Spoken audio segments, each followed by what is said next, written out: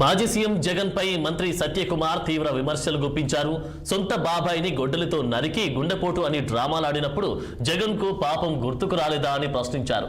ఇక land titling act తెచ్చి పేదల భూములు, అటవీ భూములు కాజేయాలని చూపించింది వాస్తవం కాదా అని నిలదీశారు. సొంత డిస్టరీలు పెట్టుకుని కల్తీ మద్యంతో వేల మంది కిడ్నీలు, లివర్లు చెడగొట్టిన చరిత్ర వార్ది అంటూ ఘాటు వ్యాఖ్యలు చేశారు.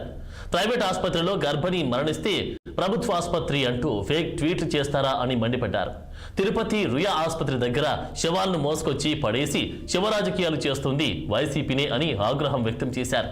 దళితుల్ని చంపి డోర్ డెలివరీ చేసిన సైకోలను మహిళలపై దాడి చేసిన వారిని అరెస్టు చేస్తే తప్పేంటని మంత్రి ప్రశ్నించారు. తప్పు చేసిన వారిని జైల్లో పెడితే రెడ్ బుక్ రాజ్యాంగం అంటారా? అరాచక శక్తులను వదిలే ప్రసక్తి లేదని హెచ్చరించారు. అయితే దీంట్లో వాస్తవం ఎంత, ఎవరి వాదనలో నిజాయితీ ఉందనే విషయం విచారణలో ఖచ్చితంగా బయటకు వస్తుంది. దానికి అనుగుణంగానే జనసేన అధినేత దీనికి విచారణకు ఒక కమిటీని కూడా వేయడం జరిగింది.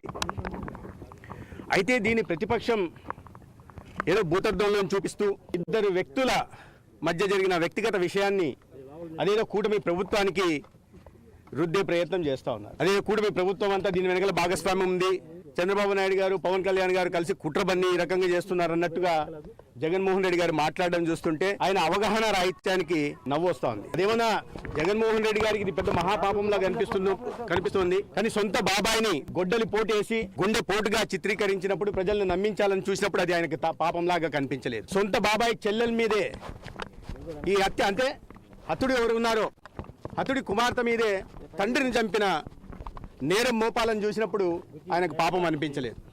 ల్యాండ్ టైటిలింగ్ యాక్ట్ తెచ్చి లక్షల ఎకరాల ప్రభుత్వ భూముల్ని కానీ, అటవీ భూముల్ని కానీ, వివాదాస్పదమైన ప్రైవేట్ భూముల్ని కానీ ముందుగానే గుర్తించి దానికి